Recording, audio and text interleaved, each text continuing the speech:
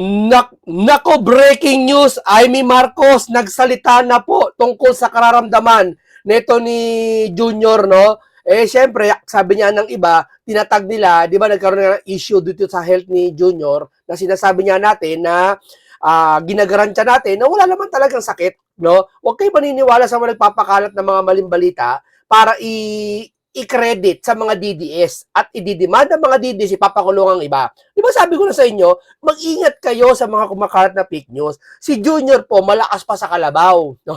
Ayan ang asa nyo. Wag nyo na pong pangarapin si Junior mawala. Hintayin nyo na lang po matapos ang termino ni Junior. Yun lang po yun. Kasi masama pa po sa kapwa natin na mag-isip tayo ng kamatayan ng isang tao. No? Tayo po nagkakasala. May balik po yan. Kahit gaano man, alimbawa, hindi ko naman sinabi si Junior, kung gaano man kasama ang tao, ha, kahit anong sama niya, pag ikaw sinumpa mo yung tao, babalik sa'yo lahat yan. No? Kaya itigil nyo na yan. Pumarehas na. Kung sila hindi pumaparehas sa atin, hindi nila iniimbestigahan yung pagkakaalam natin, yung mga mali-maleta, bayaan natin sila, wag natin sila gantian ng mamatay na sana, ganun-ganun. Gaba yan, gaba. No? Dito po nga po, pag-uusapan din natin dito kay Baste na kung saan talagang part 2 na kung tagang maanghang na maanghang ang kanyang mga salita at bibigyan natin ng mga komento na siksik at hindi pangkaraniwang kinukwento ng iba, no? Dito kasi, etong si Tinyo ba to, nakikita niyo to nasa larawang ito, na siya mismo ang nakaramdam din na merong kakaiba ngayon na nangyayari sa partido ng PDP. Dahil niya, alam natin si Sara Duterte, ang malakas sa survey ngayon at nai-impeach. At kung sakali ma-impeach si Sara Duterte, dalawa magiging plano na iniisip ng kalabak. No? Maaaring si Basti Duterte ang patakbuhin o si Pulong Duterte. Alam naman natin, 47 to 50% ang survey ni Pulong Duterte, yung kapatid ni Baste, sa pagkaka-vice president. So napakalakas nun kung tutuusin. Hawig na hawig kay Sara yung pagkaka-survey, no? Ibig sabihin, matunog ngayon ang issue kung sakali ma-impeach itong si Sara Duterte, mapapalitan nito ni Baste. No, syempre kung ayaw kay Baste, si Pulong Duterte, no? Syempre, ganoon naman talaga ang kung ma-impeach si Sara, no? Wala tayong magagawa na impeach si Sara, di ba? Baka perpetual disqualification ang mangyari o hindi na makatakbo si Sara. Si Basti na lang. Alam nyo nga, sabi ko nga kung si Basti makakatakbo at si Sara ma-disqualify, mas malakas si Basti, naniniwala ako. No? Kasi si Sara, pansin nyo, hindi naman siya nagsasalita ng talagang vocal na masakit na magsalita. Bihira siya magsalita pero kakaunti lang. Di ba? Pero hindi katulad ni Paulo, parang si tatay niya. Talagang madaldal siya, no? Talaga nakukuha niya yung masa, no? Kaya tingin ko, mas malakas siya kay Sara kung sakali si Sara mawala, ma-impeach siya. O ito, pakinggan muna natin ang usapan na to. Dito muna tayo kay dito muna tayo kay Senator Amy Marcos sa kanyang pahayag dito na sinasabi niya, hindi sa akin galing to gusto niyo i-message niyo lang si Senator Amy kung ano ba talaga nalalaman niya tungkol sa kalusugan ni Junior. Sa atin kasi sinabi na natin, walang sakit si Junior, malakas pa sa kalabaw si Junior. Okay, ang focus natin ngayon, yung issue sa Pilipinas, hindi po yung health ng Pangulo. 'Di ba? Wala po tayong kalalaman diyan. Sa atin lang, bilang isang taxpayer, karapatan natin malaman yung health niya. Pero, ayon naman kay Auntie Claire, pinaalam naman niya kung ano, sabi, malusog naman, sapat na yun, bahala na. Yun na yun, di ba? Maniwala na kayo, di ba? Yun lang yun, hanggang doon lang tayo. Okay, ito, pahinga nyo. Kinukulit kayo naman. Kinukulit ninyo ako. Mag-medical bulletin. Malay ko ba? Hindi nga ako doktor. Di nga kami nagkikita. Di ba sinabi ko na nga na outside na, alam mo na, Colombo, Cuarto, Palacio, whatsoever. Sinabi niya, hindi nakikita, hindi niya rin alam yung sakit Hindi niya alam. Siya mismo nagsasabi, hindi niya alam kung ano karamdaman ni Junior ngayon Ito, kailan lang to, kanina lang to pinost. Kitang tagal-tagal na. Pati nanay ko, tinatanong ako, hindi rin niya alam kung ano nangyayari. Ang alam ko lang, may sakit si Bongbong. Di ba, November pa, sinabi ko doon sa harap ng ating mga kapatid na iglesia na may problema. 2 buwan, sinugod na sa ospital ilang beses, namayat na. Ang akin na lang, ano man yung sakit niya, pwede ba gumaling na muna, magpagaling na. Yan na muna ang ating priority sa lahat. Hindi, makikita mo talaga. Alam naman ninyo, lagi naman akong totoo sa publiko. Hindi naman ako nambobola, hindi naman ako nagdadagdag. Ang akin lamang, yung katotohanan. Kaya lang, hindi nga natin alam kung ano nangyayari at sana mailabas na yung katotohanan tungkol sa kalusugan niya. Hindi kasi ang huling nilabas kasing kalusugan na yan, di ba yun yung diverticulitis, yun lang alam natin. Pero maliban doon, tinanong natin ng sila Auntie Claire at sinagot naman daw malusog ang Pangulo. O sige, naniniwala na kami. Ako, naniniwala na ako. Walang problema. Di ba, tinutulan niya natin stage 4 cancer, wala naman talaga yan. No, malakas pa sa kalabaw yan si Junior. Ngayon, kung gano'n man pala, isabihin, huwag mo sabihin fake news. Kasi dito sa isang pahayag po na kung saan, ito sinabi, tansayin nyo dito sa si Auntie Claire, ngayon lang araw na to, tignan nyo sinabi marunong pa yan, akala niya siguro kapatid niya si Pangulo. Alam mo Auntie Claire, kung meron man nakakaintindi, ng sitwasyon, walang iba kundi yung sariling kadugo. At tanda mo lalo kapatid, tandaan mo yan. Kahit ang nanay mo nga minsan, hindi niya naiintindihan yung anak niya lalo pag pero pag kapatid, mas naiintindihan lalo na pag ate, Auntie Claire, huwag kang mangimasok tungkol dyan, Okay, tapainggan niyo po siya. Ano bang sinabi niya? Sinabi niya, hindi sila nagkikita, di ba? Right? So, ano alam niya? So, fake news siya. So, ano alam niya? So, fake news siya. Fake news ka agad? Sinabi yan ni Amy, hindi niya alam Ang huli niyang alam, yung nasa ospital, yung inilusyo at diverticulitis, yun ang alam niya. Huwag niyo naiintindihin yung mga fake news ngayon. Ano wag hindi yung fake? Hindi ko alam kung si Amy, alam ko si Amy daw tinutukoy na ito Nakita ko sa comment section Hindi po natin kung ano pong ang nire-report ng mainstream media at kung ano po ang nakikita niyo mismo sa Pangulo kapag kayo po ay sumasama sa event ng Pangulo. Yun na lang po ang mas importante. Huwag na po natin palawakin ang mga fake news peddlers. Hindi po natin sila kailangan dito sa ating lipunan. Salot sila. Salamat. Salot sila. Mo fake news kagad sa kanya yon. Grabe naman tong taong ito. Salot sila. Yan ba yung binabayaran namin taxpayer? Ganyan magsalita. Nakikita ko yung puso niya sa pamamagitan ng salitaan niya. Rumireflect sa bibig niya. Lumalabas yung puso niya sa pamamagitan ng bibig niya. Nakikita natin na punong-puno ng galit yung puso niya. Meron siyang inis na nangyayari sa puso niya. Na may halo-halong emosyon nakikita ko. Napakahirap maglingkod sa bayan na ganyan ang puso, Auntie Claire. Tandaan mo yan. Napakahirap. Yan yung sinasabi ng Biblia na mahinahon na salita, nakakapawi ng galit. Ngunit, ang isang salita na nakakagalit ay nakakahatak ng galit at puot sa mga tao. Yan. Sa kanya tupad na tupad yung sinasabi ng banal na kasulatan. Hindi ako sabi niya banal na kasulatan. Ang isang tao mahinahon, nakakapawi ng galit yun. Halimbawa, galit na galit ka na, may nakita kang tao mahinahon. Okay ka lang, relax ka lang, basta ako na bahala sa'yo. Ganito gawin natin, magsimula tayo, ganito, ganyan, etc. Ayusin natin tong bansang Pilipinas, ganito. Yung mga fake news, ganito gawin natin. Mahinahon, nakakapawi ng galit. Ngunit yung mabigat na salita, mabigat, nakakahatak ng galit. Yan, hindi ko alam kung hinahatak niya galit. Sino ba sa ehemplo na umahatak ng galit? Sino ba nanunukso? Wala na iba kung hindi yung ahas. Sino yung ahas? Hindi si Satanas. Malay ko sa kanya kung si Satanas siya. Di ba? Hindi, ganoon lang yun Dapat ma'am, bilang isang public servant ka, alam natin may mali yung publiko. May mali yung mga pedler na sinasabi mo. Pero sana, wag ayusin mo naman yung pananalita mo na salot sila. Wag ganon, ma'am. Wag ganon. Kasi may mga taong hindi naman siyasadya nakapagpe-fake news Na imbis na dapat sa inyo manggaling pamahalaan, manggaling sa inyo ang magandang payo at saway na may kahihiyan, At kayo taxpayer binabayaran kayo, dapat sa inyo manggaling yan. Hindi kung kakalabanin mo rin. Ma'am, nakakalimutan nyo ba? Pinapasahod namin kayo, ma'am. Kung gusto nyo umalis na kayo dyan para hindi namin kayo obligasyon. Obligasyon namin kayo, ma'am Pinapasahod namin kayo, ma'am Totoo lang, sa totoo lang. Di ho ba?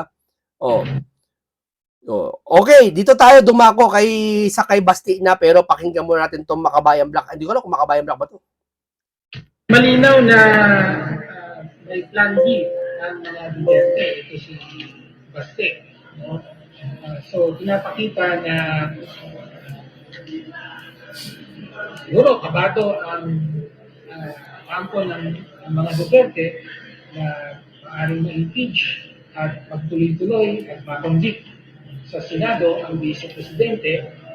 So, mauudlot ang kanyang presidential bid dahil kasama ng impeachment for removal from office ay yung perpetual disqualification. Hindi na pwedeng tumakbo. So, nandiyan ang posibilidad na yan kung magtuloy-tuloy ang impeachment hanggang sa trial at conviction. Kaya, ngayon pa lang ay meron ng pinopronta Plan B ang mga Duterte, nakapatakbo sila ng isa pang kandidato, ito ay si Baste. Kaya ginawa siyang presidente ng PDP at meron pa ngayong sinong coalition. Ito ay para bigyan ng national platform ang isa pang Duterte.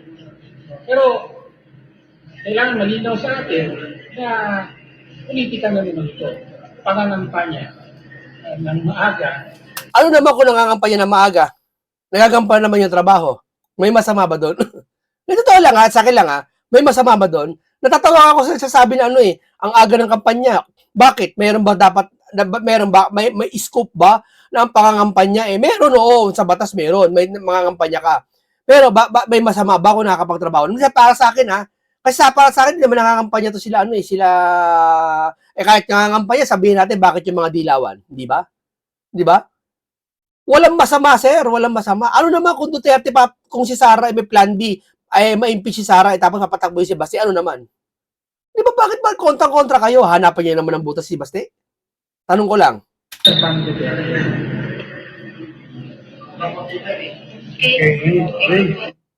Pamumuliti ka daw, pamumuliti ka. Talaga pamumuliti ka, sa politika tayo Di ba? Oh, iba talaga, iba na po ang ano ngayon. Iba na po yung utak ng mga ngayon na natakot na sila masyado kay Duterte, natakot na sila. Hindi na sila yung talagang grabe na yung takot nila nangyayari kay pag nakaupo mga Duterte nakabalik. Wala na sila grabe. Fight or flight response na sila Kahit yung tatay ko nasa Netherlands, binigay sa mga dayuhan. Alam ko nandito pa rin kayo kasi naniniwala kayo, pinakita ni Rodi Duterte na kaya pala natin angatin natin ang ating bansa. You know what? Tayo lahat mga Pilipino, do not settle for this. You deserve better. You deserve better. Sinasabi ko sa inyo, you deserve better. Kaya, be optimistic, maniwala kayo na we can take our country to greater heights. Sinasabi ko sa inyo, alam nyo na kaya nga nandito kayo, naniniwala kayo. Just hold on to it. And someday, awa ng Diyos, talagang may Diyos talaga. And may hustisya talaga. Yan ang isang tao na nasasabi nila masama. Ang isang taong masama na nagsasabi may Diyos talaga, iba yon. Iba sa Biblia yon. Talagang alam ng Diyos, nakikita ng Diyos na kahit gantong kasama yung tao, nakikilala nila pero kumikilala sa akin. Iba yon. Kesa yung isang leader, kahit kailan hindi ko pa nakasumpungan, eto, ayoko magbanggit ng pangalan. Sige, sinong leader? Kahit kailan hindi nagbanggit ng Diyos. Na kawaan na tayo ng Diyos nawa, hindi nagbanggit. Wala siyang binabanggit na tulungan tayo nawa ng Diyos, wala. Si Duterte, kahit paano, minura daw yung Diyos. Anong Diyos? Anong minura yung Diyos? Yung Diyos nyo yung minura, hindi Diyos namin. Huwag iba yung Diyos namin sa Diyos nyo. Ibahin nyo yun. Ang Diyos namin, marunong magpakumbaba. Marunong magpatawad. Yung Diyos nyo, walang kapatawaran. Ugok yung Diyos nyo. Yan, nasasabi ko, yung Diyos nyo, ugok. Diba? Yun yung minura ni Duterte, dapat talaga murahin yung Diyos nyo. Diba? Ano ba yung Diyos nyo? Yung Diyos sa sanlibutan. Na kung yun, gustong-gusto nila na hanggang ngayon walang kapatawaran yung puso nila. Diba? Makakamit natin ang Diyos namin, Diyos ng katwiran, Diyos na may pagpapatawad, hindi Diyos ng pagpapaimbabaw. Ang Diyos namin pag-ibig, Sa inyo wala kayong pag-ibig. Bakit? Pati relihiyon niyo ni Senator Marcoleta, dinadamay niyo Di ba? Yung ba may Diyos? Sipin niyo nga. Dinadamay niyo relihiyon sa may relihiyon Relihiyon ni Senator Robin Padilla, dinadamay niyo. Relihiyon ni Senator Marcoleta, dinadamay niyo. Relihiyon ni Kibuloy, dinadamay niyo. Ano na lang gagawin niyo? Di ba? Di walang Diyos. Itong mga to. Pilipinas natin at pinapanaginip natin.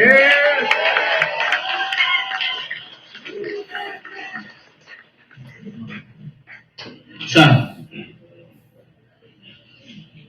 lahat ng politiko, kailangan bitawan natin yung mga pansarili nating gusto. We have to be selfless public servants. Unang-una yan sa lahat kung gusto natin talaga umangat itong bansa natin. Sabihin na natin, oh may nagawa nangyari, bigayan ng pera, whatever. Kasi that should be enough. Nagkaroon na kayo ng presidente that tolerated it. So what's next? Dadagdagan nyo pa? Nagpasarap na kayo ng sobra-sobra? Gusto nyo pa?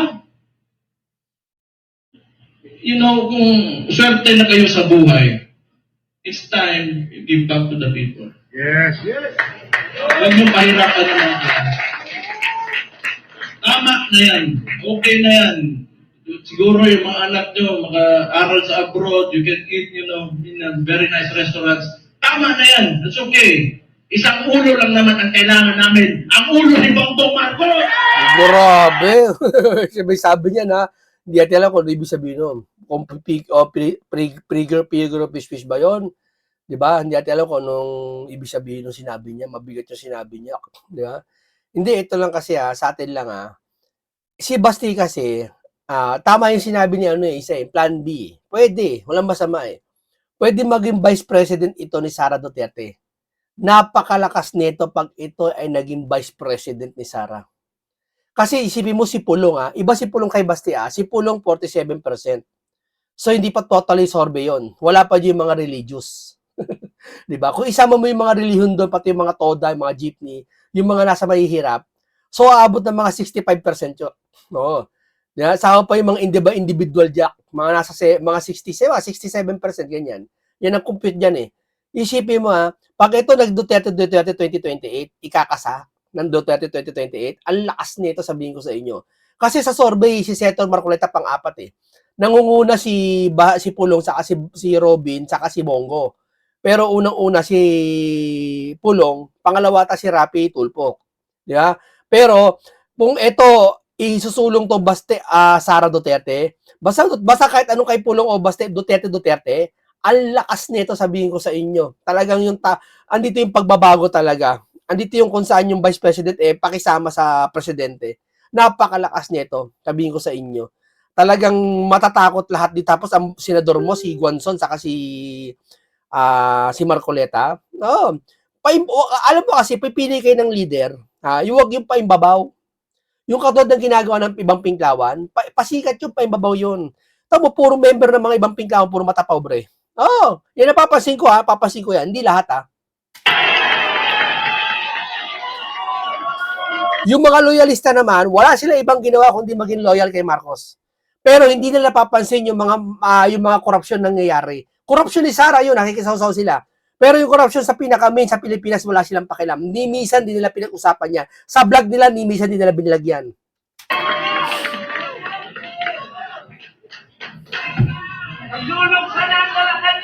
Kaya, you know, this coalition, if you cannot approach me, you approach my defensor, you approach Pepot Alvarez, you, the congressman, I'm going to, if you want to defect, talikuran nyo na yan because alam nyo, kayo, mga politiko, nakatira kayo sa Pilipinas, huwag nyo sirain ang bahay nyo.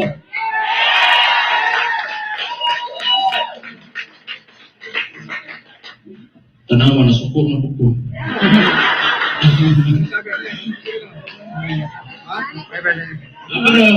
Nagagalit. O tama yun kasi si Martin wala naman. Si Bongbong na ang sunod. Tama yun. Si Martin yung talagang mautak na marunong magmanubra ng Congress Ngayon, baka si Charis.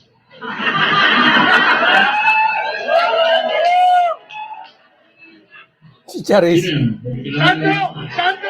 Charis.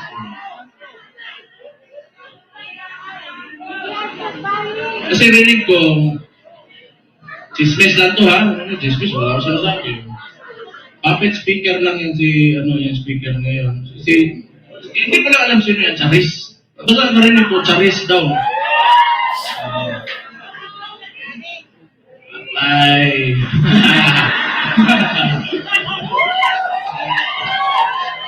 Hala ko niya. Basta ako, nagsalita na ako. Yun yung nasa puso ko, yun ang nasa isipan ko. Kung maniwala kayo, okay. Hindi kayo maniwala, okay lang din. Hindi kung maniwala tayo dito lahat, nabangag talaga yung gago nasa taas, alam nyo na anong gawin nyo. Ilagay natin ang Vice Presidente sa 2028 na Pangulo natin. Ito lang, yung mga nananawagan na gusto natin ng radical revolutionary movement. Gusto nyo? Sumama kayo kay Leandro Libiste. Kayo doon. Sabi nila, baliw daw si Leandro Libiste. Nagrarally para sa bat. Imagine mo, baliw yon. Gustong paalisin yung bat, baliw sa inyo. Birihin mo, tama yun. Aalisin yung bat. Makakaluwag yung sambayan ng Pilipino. Pero baliw sa kanila yun. Kasi alam nila, laban sa administrasyon yun. Yun ang alam nila, laban sa administrasyon. Hindi naman laban sa administrasyon yun eh. Laban ba yun? Hindi laban yun. Panawagan yun. Di ba? Kilala ko yan noon pa. Kilala ko si Leandro. Ang pinklawan, okay ang mga pinklawan sa rally. Ang rally kasi open sa kanila eh. 'Di ba si Jokno nagsabi, freedom of speech yan eh. Kapart yan eh. Yung mga loyalista walang rally yan. Ayaw nila yan, hindi siya niniwala diyan. Akala nila gulo lagi ang dulot niyan. Hindi ah.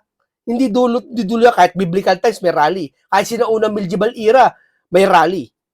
Isang pahayag yan ng mga tao mamamayan na nagkakaisang tinig sila.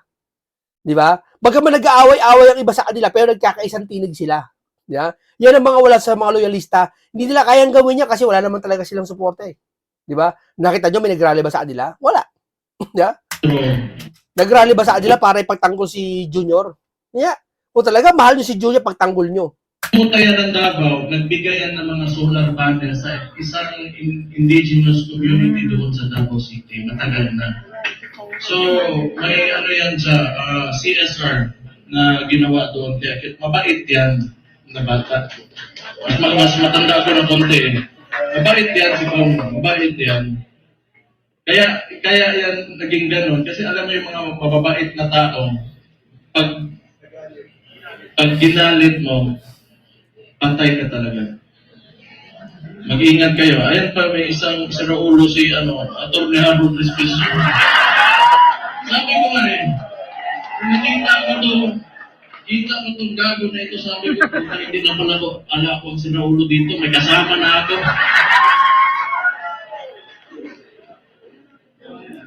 Wala yung isang siraulo din, si Kiko Barzaga. May masira ulo pa dyan.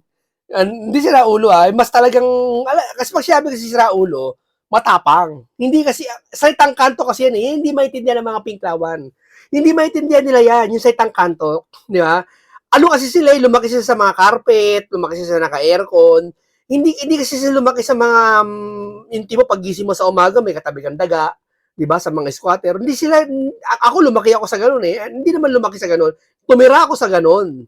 Sa ganung lugar, wala sila niyan, yung ganyang underground na mundo, at yung realidad, wala sila niyan. Kasi mga Duterte, ayan, yan yung mga nakikita natin sa kanila, natural. Walang paghalong pagpaplastikan, sinasabi lahat ng katotohanan, sinasabi yung gusto sabihin.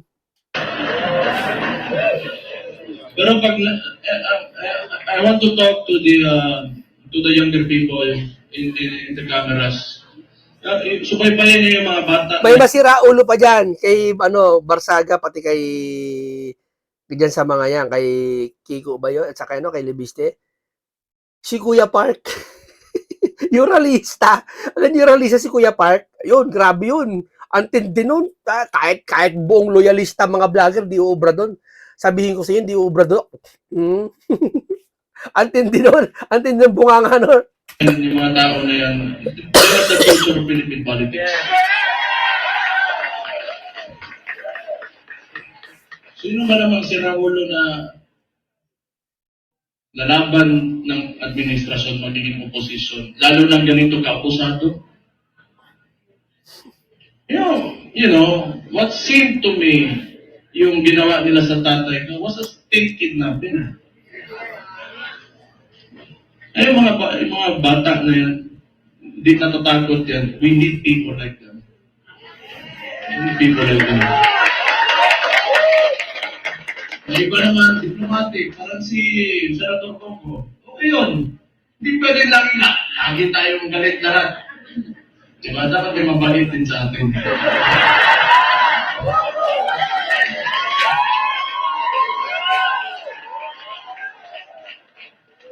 Hindi, good nature na tao si Senator Coco. So, ano ba ba? Kumain na kayo? Ha? So ano, sige. So yung coalition natin, ang tawag ito, United Front. So ibig sabihin nun, from the word united, nagkakaisa tayo. Okay? So, kung kaya nyo palawakin, yung mga miyembro nyo, magpalawak tayo. Tapos yung mga sinasabi ng mainstream media, i-correct natin. Kasi binabalik nila lagi yung confidential funds ni VP Sara, and yet, sasabihin ko ulit, yung estimated loss to corruption in the Philippines right now, umaabot na sa trillion. Trillion against the 125 million na nahihirapan nga silang patunayan. Can you see how absurd that is? So, yung messaging lang, kasi wala sa atin yung mainstream media eh. You try to talk, i-correct nyo, wag mo na kayo magalit. Be on a level na gusto nyo lang iparating yung opinion nyo at tingin nyo sa kung sino man makakausap nyo. So, mga panya lang tayo, malinis. Wag na natin gayahin yung mga... Ito, pinagkaiba na nito, naka-broadcast sila. Yung mga pinklawan nakatago sila pero nag-uusap-usap na rin yung mga yan tungkol sa politiko. Hindi pangangampanya to. 'Di ba sabi ni isa kanina in interview, nangangampanya daw ang aga-aga. Hindi pangangampanya to. Kinakausap niya to mga to kung paano mangampanya. Ibagkaiba 'yon. Yung mga pinklawan may meeting din yung mga yan kaso nakatago hindi nila binobroadcast. Kaya nga ang pa-plastic Ito binobroadcast nila. Wala silang tinatago sa taong bayan. Utang ina, grabe ka hugaw. Dumi talaga ng politika. Ako kasi okay lang ako. Wala mo pakialam sa sarili ko. Wala talaga pakialam ano. Nagsisigawan sila kasi yung tono ng pananalita, yung tabas ng dila ni Baste, parang si Duterte. Parang si PRRD na. Di ba? Sabihin mo, basta ako, ginagawa ko na yung trabaho ko. Pag yung araw na tumakbo ako dyan, tapos di ako nanalo, ibig sabihin matapos na ako. Pero wag nyo, I've been experiencing this ever since I went into politics. No. Ever since Rudy Duterte became the president, the world is a nasty place. It's really nasty. So, tingin ko tama na yung sinabi ng Vice Presidente. Magkampanya lang tayo, maayos. Kung ano man yung mga plataforma niya, pinakita niya na mga nagawa niya, yung masasabihin natin. Huwag na tayong pumatol, tama yun, huwag na tayong pumatol kasi ayaw ko rin. Ako na lang, gusto kadyawa na yun ng clerk. Ang tikular, masuko, magagalit na naman yan alam ko Sasagot na naman yan. Buwang.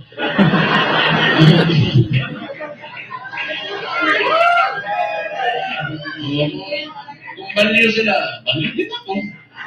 Ganun lang naman. Pero alam mo, yung observation ko lang, this is only my observation. Nahirap yung mga tao nakaupo sa, in a seat of power. Tapos ganun yung ugali na mahilig manggipit at mga puso ng mga maliliit na tao. Konting panahon na lang, mawawala na yung panggigipit ng ginagawa nila sa atin. Wala na yan. Iba't ibang religious na nagpayag na hindi naman broadcast sa payag, pero ayon sa mga katunggali, ako katulad ko, marami akong mga iba't ibang religion na pastor na nakakasama araw-araw. Iba't ibang religion. Ayoko na magbanggit ng anong religion pero iba't ibang religion pastor kasi debatean ako dati ng Bible yung mga yan, mga debater Bible, magkakaibigan din yung mga pastor na yan. Di ba? Pati mga Muslim, magkakaibigan lahat yan. Nababalitaan ko na talagang etong nangyayari ngayong administrasyon, masyadong power, yung kapangyarihan nila, inaabuso nila. Hindi maramdaman ng taong bayan na mahal nila ang taong bayan. Oo. Kasi pag isang bilang gobyerno, pag mahal mo taong bayan, kahit binabatikos ka, okay lang sa'yo. Tinatanggap mo. Sa Japan, ganoon eh. Sa Japan, nagkamali na yung politiko. Nagkamali na yung tao. Yung hapon pa hihingi ng tawad sa'yo, yung politiko hihingi ng tawad sa'yo. Guminasay. Luluhod pa sa harap mo yung mga hapon. Patawarin mo kami. Diba? Ganyan ang mga hapon, mga politika sa Japan. No? Dito hindi. Talagang wala silang pakialam kahit taxpayer binabayad sa kanila, mumurahin pa rin nila. Tabo, di ba kayo nasabi? Mga salot daw yung mga fake news peddler. Biruin mo, ganun yung mga taxpayer, salot sa'yo. Hindi mo pwedeng pagsabihan mo nila, mas maganda pa. Nasabihan mo, mga ano dyan, kahit ayaw makinig, wala ka magagawa. Bakit? Mapiplease mo ba sila? Ha? Yung sa sinabihan mong salot, sa tingin mo, mapiplease mo sila? Lalo ka sasadyain yan. Mas maganda, kausapin mo na lang ng maayos sa TV na mga fake news peddler, sana naman, huwag na kayo mag-fake news. Gawin nyo na lang yung tama. Makinig ba sila? Hindi. At least alam ng taong bayan yung sinabi mo, tama. Hindi sabihin mo sa kanila, mga salot yan. Yung mga sinabihan mo, hindi naman sa kanila para yan eh. Doon sa mga nakakapakinig sa'yo. Tayo dyan. Mahirap yan. Kaya ako rin, gusto ko yung nilalabanan ko, malaki rin naman.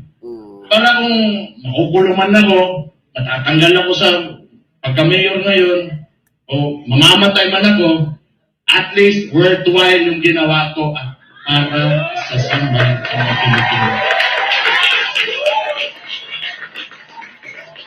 They only pick on people na kaya nila eh. They only pick on people na kaya nila. Hindi nila kaya ang masang Pilipino. Not nila kaya. Bukas na ang mga isipan at mga mata ng Pilipino ngayon. Bakit isa lang nagsasabi na tama? Tayo, hindi ko alam.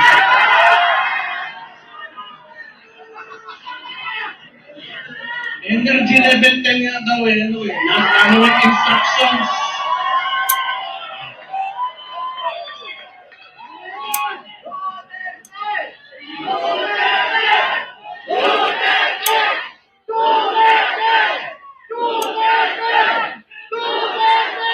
Ayun, nilalagay ko talaga ko sa alanganin mo.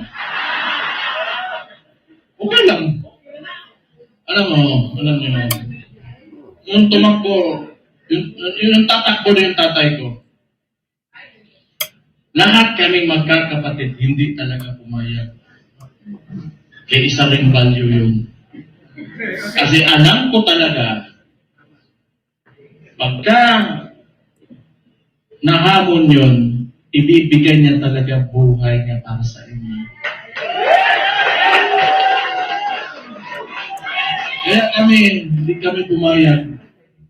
Pero siguro, tingin ko lang, hindi ko naman pwedeng hulaan yung ano nasa isip niya, mahal niya talaga kayo at yung bayan niya.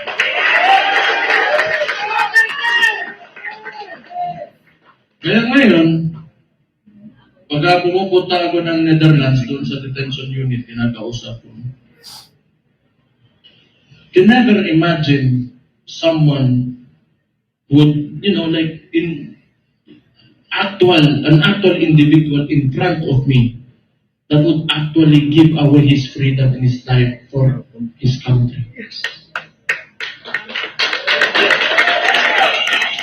Kahit tatay ko siya, I am so amazed.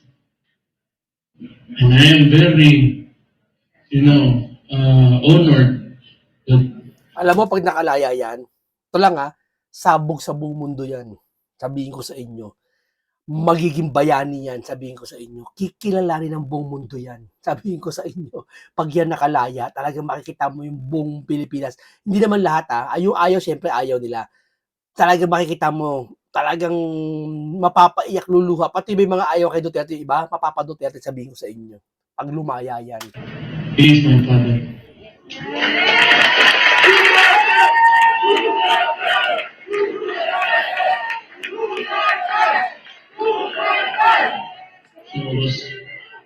Coach Boy?